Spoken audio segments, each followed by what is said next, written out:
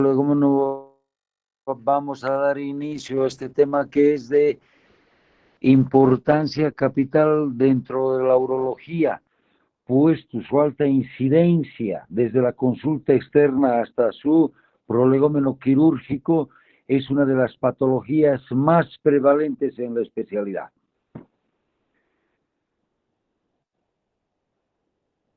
¿Qué concepto se tiene de la hiperplasia prostática obstructiva benigna?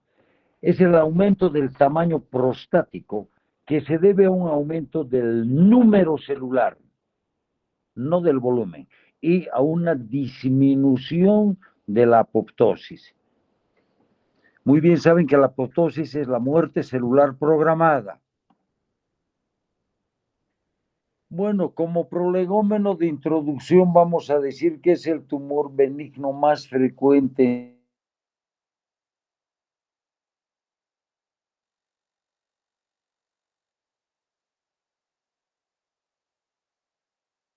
todo varón, primera causa de concirugía en los países del primer mundo. El desarrollo de la hiperplasia inicia alrededor de la cuarta década como un fenómeno focal y de origen estromal.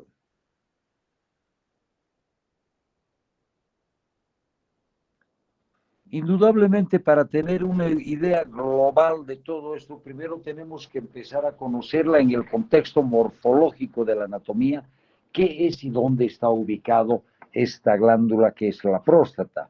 Diremos primero que es un órgano fibromuscular, es una glándula mixta con función endocrina y exocrina.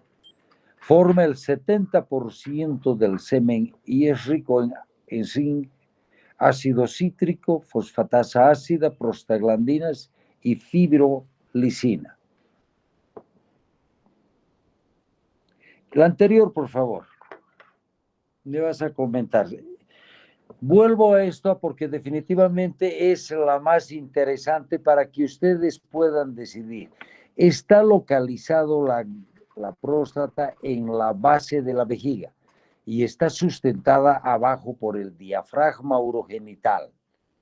Hacia adelante limita con el borde posterior de la sínfisis del pubis y hace pan con el espacio de Retzius. Hacia atrás con la fascia de Denon-Villiers que separa con el recto las vesículas seminales y parte de lo que significa las instalaciones del esfínter externo o estriado. Así es. Lo mismo delante, detrás, arriba y abajo. Si tenemos claro esta situación, pónganse debajo de la vejiga, sobre el diafragma urogenital, o sea, el esfínter estriado, detrás de la sínfisis del pubis y delante de la fascia de Denon-Villiers y de las vesículas seminales. Este es un preparado para que tengan idea somera de qué significa y qué puede producir esto. Intencionalmente abarcamos esta imagen porque te da la representatividad que si no se hace un tratamiento llega prácticamente a lesionar severamente la vejiga y toda la uretra prostática. Hay una subdivisión anatómica, pero ya funcional. Hay zonas concéntricas con comportamiento morfológico, funcional y patológico bien definido y muy bien estudiado. La zona periférica que se presenta el 70% es el asiento de los adenocarcinomas.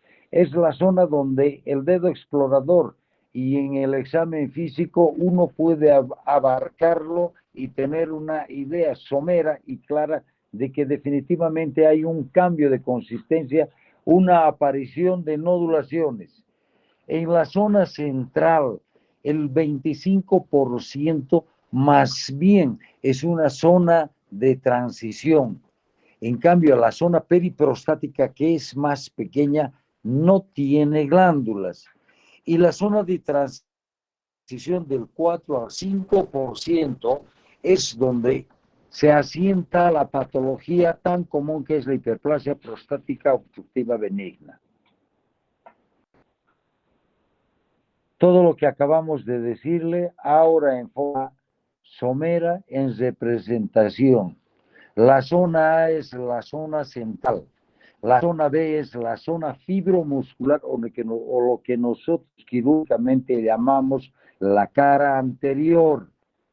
La zona C es la zona de transición más bien pequeña. En cambio, la zona D es la zona periférica y la E es la zona de la glándula periuretral. Esta es una denominación, subclasificación de McNeil. Esto es más o menos ya en el aspecto global central. Zona de transición periuretral anterior, la zona central, y aquí le falta la zona periférica atrás, ¿no? Que es la más amplia, y gracias a Dios es donde es el mayor porcentaje de asiento de los carcinomas, una patología tan frecuente en este tipo de situaciones. Quienes están rotando con nosotros han visto que definitivamente es el aspecto quirúrgico, es una de las cirugías que más volumen de sangre requiere porque está tremendamente irrigada. Y al enuclear, lógicamente, no hacemos una hemostasia selectiva, sino más bien global y periférica. No nos olvidemos que no hay una arteria prostática como tal. Hay arterias que irrigan la próstata que dependen de la hemorroidal media, de la pudenda interna y de la vesical inferior. Esta hacia el interior va a dar ramas vesicoprostáticas del exterior, indicales por favor, y que van al interior son las uretrales, las periuretrales. Esas son las periprostáticas y los uretrales hacia la línea media de las que se asientan. Ahí. Entonces, con todo esto verán que definitivamente llamamos puntos cardinales cuando se implantan puntos simples pero hemostáticos con cromado de gran volumen para evitar un sangrado profuso. Una vez que más o menos tenemos somera idea de lo que significa la irrigación, que también aquí se lo volvemos a demostrar para que tengan idea, ilíaca interna, vesical inferior, pudenda, rama prostática y rama periprostática o capsular y la rama periuretral.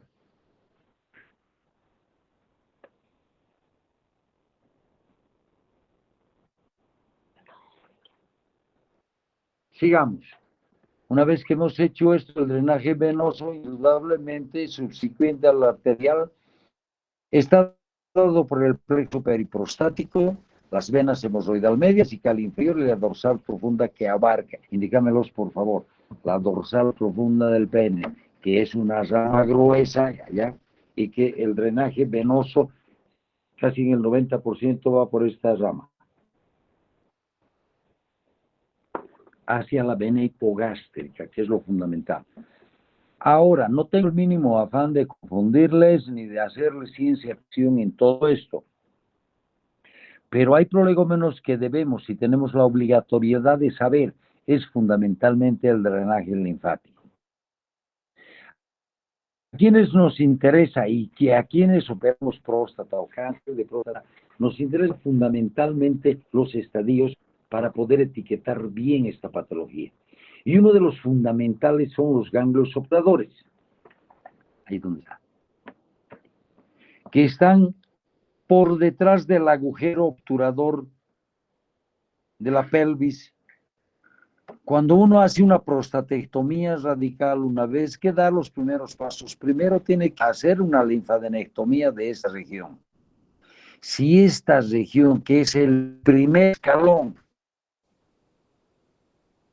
la primera parada, para que me entiendan, de la patología prostática cancerígena, si es positivo, ahí se queda la cirugía.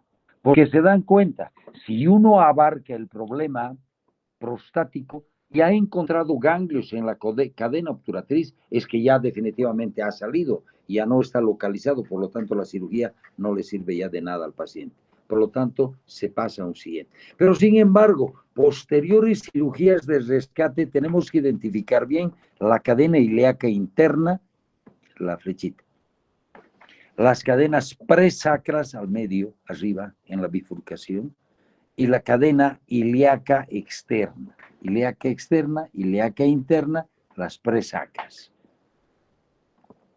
Todas estas pequeñas cosas es conveniente y tenemos la obligatoriedad, que son 4 cadenas que definitivamente nos interesan y debemos seguirlas de rigor. La siguiente. Esto sí, vamos a pasar, solamente les voy a recordar que está dado la inervación por el plexo hipogástrico inferior, las venas o de los nervios presacros que irrigan, y desde S2 a S4, que es lo que nos interesa a nosotros. Con eso lo dejo todo porque ya veremos en vejiga neurogénica. ¿Qué epidemiología tiene esto? Tiene una prevalencia del 50% en varones de 50 a 60 años y es universal. Quiere decir que todos los hombres vamos a tener hiperplasia en los mayores de 80 años. Si viviéramos las próximas clases, creo que el doctor... No, doctor Torrico. El doctor Torrico, Marcelo, les va a dar cáncer de próstata y es donde aquí definitivamente se baja. Si viviéramos hasta los 105 años, todo el mundo tuviera cáncer de próstata. Por lo tanto, es una patología que conviene aprenderla bien por la condición de varón y segundo, por la condición de médico. Es nuestra obligatoriedad saber, aprender para derivar a tiempo a este tipo de pacientes. Esta patología que requiere gran demanda de recursos económicos en los seguros de salud. Si ven ustedes aquí que están los residentes alrededor mío, van a ver que del 75 al 80% de la consulta es esto, todos los días del Señor. Y la patología es la más frecuente, la más prevalente y la que más muertes produce. La edad aumenta la incidencia, lo que les decía, definitivamente es otro factor en contra. Así es. Siguiendo con la epidemiología, la raza tiene una menor incidencia o presentación más tardía en asiáticos, fundamentalmente de acuerdo al protocolo de dietas o al protocolo de estudio epidemiológico. Los asiáticos, especialmente los de raza amarilla, son las que menor frecuencia de presentación tienen en la patología prostática. Seguramente atribuimos a la dieta. En cambio, la raza anglosajona, la dieta es de vital importancia porque tiene mayor incidencia en consumo de leche y sus derivados por el componente cálcico que es predominante. En cambio, en la raza amarilla la incidencia, hay menor incidencia por el consumo de soya, que tiene fitoestrógenos, los beta-carotenos que tienen antiandrogénicos y el té verde que son fenoles. Por lo tanto, aparentemente juega un papel importante después de la raza el medio, quiere decir la dieta. ¿Qué estilo de vida se presenta? Siempre tenemos que apoyarnos en la estadística foránea. Hay mayor incidencia en grupos sociales altos, seguramente por el mayor consumo de derivados cálcicos o de dieta que son ricas en colesterol, que estos van a, al desdoblarse, disminuir la tasa de testosterona activa. Al tabaco se le da cierto tipo de incidencia solamente nominal, no hay una estadística como en otras patologías, por ejemplo en el cáncer de vejiga, donde es predominantemente hay metabolitos en el tabaco que son cancerígenos. Enfermedades asociadas, esto también tenemos que tener en cuenta. Hay mayor incidencia en los diabéticos, hipertensión o enfermedades cardiovasculares, o más o menos están asociadas a esta patología. Y hay una menor incidencia, fundamentalmente lo que nos interesa en el medio, es en los cirróticos. ¿Por qué? Porque aumentan los estrógenos al haber falta de síntesis de colesterol y testosterona. Si el hígado está en pésimas condiciones, definitivamente esto no progresa, por lo tanto hay una situación que es, ¿qué es? Perdón. No, le estaba diciendo que traiga la historia. No. ¿Qué patogenia tiene esta patología? Hoy por hoy se baraja 5 teorías, de las cuales categóricamente demostradas están 2. Primero, hay una hipótesis de la dihidrotestosterona y la edad. La 5-dihidrotestosterona es el metabolito activo de la testosterona y tiene un catalizador que es la 5-alfa reductasa. Tiene mayor nivel en los 40 años. El segundo se atribuye a esto. Dihidrotestosterona, estímulo hormonal en mayores de 40 años. Segundo, hay un desequilibrio estrógeno-testosterona. Lógicamente,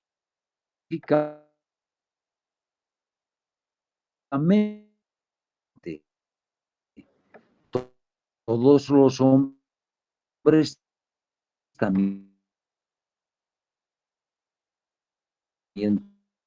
tenemos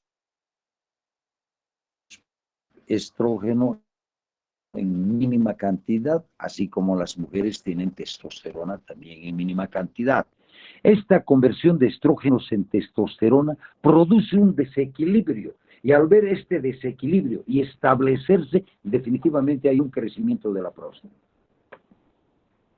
La interacción del epitelio-estroma como tercer factor, hay una proliferación totalmente descontrolada y al mismo tiempo hay una reducción de la apoptosis. Esto se demuestra por la teoría de las células madres, que tiene hoy por hoy mayor fuerza y vigor en tratar o en dilucidar lo que es la patogenia. Quiere decir que en biopsia se han demostrado que esta teoría en el epitelio basal hay un incremento anormal de las células madres. Quiere decir que de aquí es donde salen los epitelios cilíndrico, cúbico y plano. Entonces, al no haber reducción al no haber un incremento o un control de la apoptosis, definitivamente hay una proliferación y hay un crecimiento de todo esto. Vamos. Lo mismo, si se dan cuenta en esto, testosterona, célula estromal y célula epitelial. A través de lo que les decía, la enzima convertidora, la 5-alfa reductasa de testosterona en dihidrotestosterona, ahí está la dihidrotestosterona, lógicamente produce e incrementa el factor de crecimiento. Por lo tanto, la balanza va a ir a ese lado. Ahora, a nivel de los receptores androgénicos, indudablemente va a haber y también estimular el factor de crecimiento. En síntesis, ¿qué se hace? Tanto en el epitelio estromal como en las células epiteliales, definitivamente hay un incremento del factor de crecimiento, sea a través de la testosterona o sea a través del epitelio, y el resultado es definitivamente la hiperplasia. Para aclararles, quiero advertirles, hiperplasia es el número de la multiplicación en el número de células o que tiene pues la próstata, glándulas, ¿no? Son acinos glandulares. En cambio, la hipertrofia es el aumento de volumen, no de número. Vamos. Igual, lo que les acabo de decir y la representación, esto ya para no perdernos más, la producción aumentada de dihidrotestosterona, estrógeno activa y indudablemente la balanza se da a un lado. Si todo está normal, la balanza está equilibrada. Hay una representación más o menos para que tengan idea de una patología normal y de una hiperplasia prostática. en mayor o menor proporción, la diferencia de volumen es considerable. Ahora, la anatomía patológica, de acuerdo a los especímenes estudiados, hay 5 tipos, que algunas veces, cuando la buena voluntad de los patólogos está en boga, pues es un de tipo estromal, un tipo muscular, fibromuscular, fibroadenomatosa y fibromioadenomatosa. Quiere decir proliferación del estroma, es el esqueleto que lo tiene, esto está por tejido conjuntivo y por tejido muscular. Entonces hay una situación de fibromuscular. La fibroadenomatosa es la conjunción no solo del estroma, sino también del epitelio muscular. La siguiente.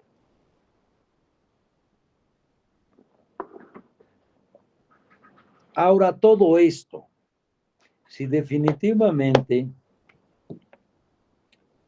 lo hemos estudiado en su aspecto anatómico, un poco en su aspecto funcional y su morfología, ahora, ¿qué sintomatología da esto? ¿Cómo vamos a llegar a la conclusión de que definitivamente hay o no hay hiperplasia desde el punto de vista clínico? Entonces, se clasifican síntomas obstructivos o de vaciamiento.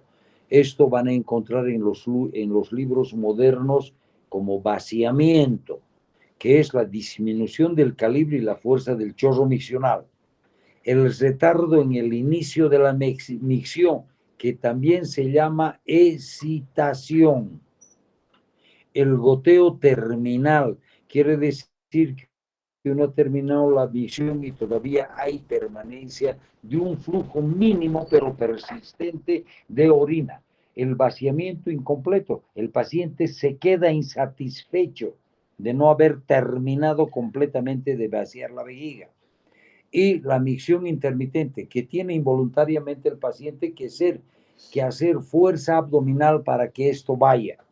Ahora, los factores irritativos o los síntomas, la sintomatología irritativa, o también se llama dellenado, son la polaquiuria, el aumento de número de micciones. La nocturia o nicturia, llámenle que es igual, es el aumento de la frecuencia de veces en la noche. La urgencia se traduce porque el paciente te va a decir, me da ganas de orinar y no llego al baño, me venció. La urgente incontinencia es cuando definitivamente esta sintomatología es tremendamente arraigada, molesta e invalidante socialmente. A nadie le gustaría andar con el pantalón mojado, ¿no? O usar un pañal. Y el dolor suprapúbico como respuesta a todo el colorario este. Hoy por hoy se maneja el IPS. Valora síntomas urinarios. La encuesta es válida. Hay 7 preguntas que son etiquetadas de 0 a 5. Leve, menos de 8, moderada hasta 19 y severa mayor de 19. La 8ª pregunta evalúa calidad de vida. De 0 a 4 es la más severa.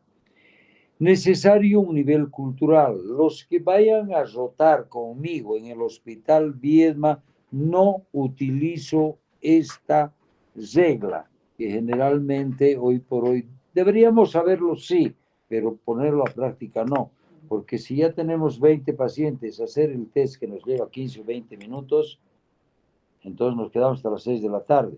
Uno. Otro, el nivel sociocultural de nuestra gente no entiende la mayor parte del planteamiento de las preguntas ¿cómo se llama esto? De este examen, de esta anamnesis. Es IMSS. A ver, sigue. Ahí está. Entonces, alguna léeles. Durante más o menos los últimos 30 días, ¿cuántas veces ha tenido la sensación de no vaciar completamente la vejiga al terminar de orinar? Le pregunto a nuestros pacientes que la mayor parte son de provincia o de zonas rurales. Entonces, te van a contestar cualquier cosa. No es aplicable, por lo menos hoy por hoy, para el Hospital Viedma. Pero sí tenemos la obligatoriedad de saber que existe esto y que en otras partes sí se la practica para dar una unión. Pero nosotros con otro tipo de situaciones salvaguardamos esto, como vamos a ver más adelante.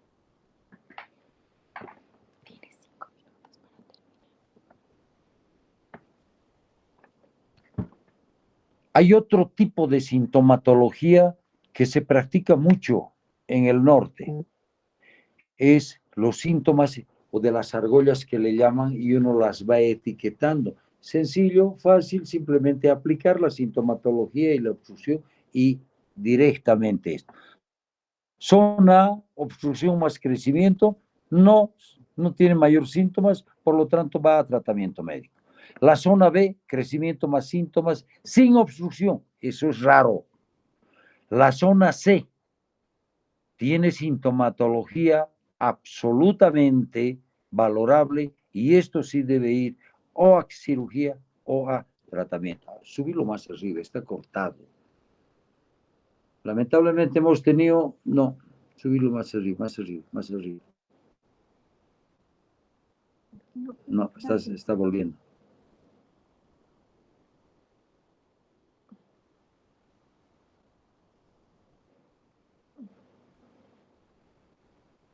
Sigue, sigue, sigue, sigue. Ya déjalo, no. Todos estos algoritmos uno tiene en su escritorio para tratar más o menos de ubicarse en el contexto y brindar al paciente una información, no aseverar una patología, brindar una información de que sí, la zona C sí es obstructiva y tiene sintomatología, pero no hay crecimiento, puede deberse a una estenosis u otras causas, que generalmente es esclerosis de cuello. En cambio, la zona D hay sintomatología, hay obstructivo, hay crecimiento, eso es tratamiento quirúrgico 100%. La siguiente. Vamos a ir un poquito rápido, 1000 perdones porque yo he tenido el problema de conectarme con ustedes. La anamnesis es fundamental para todo esto que les he recordado. El examen físico tiene una vitalidad fundamental, la exploración dígito rectal de la glándula prostática que está al alcance del pulpejo del dedo. Hay signos que son definitivamente de obligatoriedad. Aquí se emplea toda la semiología de la inspección, palpación, percusión y auscultación. Una cosa es descubrir un globo vesical como en este paciente y después corroborado por tomografía que definitivamente es un globo que casi le llega al ombligo. Entonces, cuando los globos vesicales descubiertos por ustedes en su exploración es pequeño y doloroso, esa es una retención aguda. Pero si es voluminoso e indoloro, se evacúan a veces 1500, 2000, hasta 3000 de líquido. Esa es una retención crónica. Puede deberse a una vejiga neurogénica o a cualquier situación. Volvemos al tacto rectal, que para nosotros es fundamental. Entonces uno va a abarcar la glándula, tiene que serlo bien lubricado, además pidiendo el consentimiento del paciente, explicándole que se va a hacer a través de vía rectal una exploración de su próstata y que la misma no es molestosa si él colabora y fundamentalmente el explorador tiene el cuidado de una lubricación exhaustiva. La glándula normal es lisa, es indolora, bordes netos, tiene un surco medio, es elástica, es bilobulada. Me refería al surco medio, a la bilobulación de esto. Y uno determina el tamaño, por cada través de dedo son 10 centímetros de glándula prostática. Más o menos las posiciones más cómodas, esto se deja fundamentalmente al paciente, si es joven, si es obeso, si va, dejo para que sepan en qué posiciones se hace. El diagnóstico de esta patología también, aparte del examen físico, de la anamnesis, de toda la elaboración de la historia clínica, tiene exámenes complementarios que corroboran. Un examen de orina, creatinina, urea, glicemia es la norma, porque hay sintomatología miccional bastante acentuada en pacientes con falla renal y en pacientes diabéticos. Ahora, lo que fundamentalmente nos interesa a nosotros es el PSA. El antígeno prostático específico, cuya cifra normal es de 0 a 4 nanogramos por mililitro. Es una glicoproteína, es una calicreína de 34 kilodaltons. Tiene la función de licuar el coágulo seminal y permeabilizar la motilidad espermática. El diagnóstico en exámenes complementarios se le diagnostica con flujometría. Hacemos la ecografía es fundamentalmente para nosotros porque es un examen que se la puede repetir varias veces, no solo le da información prostática, sino vesical, ureteral y renal. Uno puede tener idea somera del tamaño, del grado de repercusión que está. La uretrocistoscopía como medio diagnóstico solamente está destinado a pacientes que presentan hematuria, es decir, sangrado por la orina, aquel que ha tenido una estenosis de uretra para verificar el estado de la misma y fundamentalmente aquellos pacientes que ya han sido operados de la próstata. El diagnóstico diferencial, lógicamente, está en una infección urinaria severa, estenosis de uretra, vejiga neogénica, cáncer de próstata, prostatitis aguda, trauma vesical, litiasis, el tratamiento. Ahora, pregúntales si es que van a permanecer o ya no tenemos. Pregúntales. ¿Tienen clases a continuación? Jóvenes, ¿tienen clases a continuación? Sí, doctor, medicina interna. Qué lamentable. En otra oportunidad les vamos a dar el tratamiento que se dedica más que todo a quirúrgico y tratamiento médico. 1000 perdones por la tardanza en conectarnos. Hemos tenido un desperfecto aquí en el hospital con el problema del internet.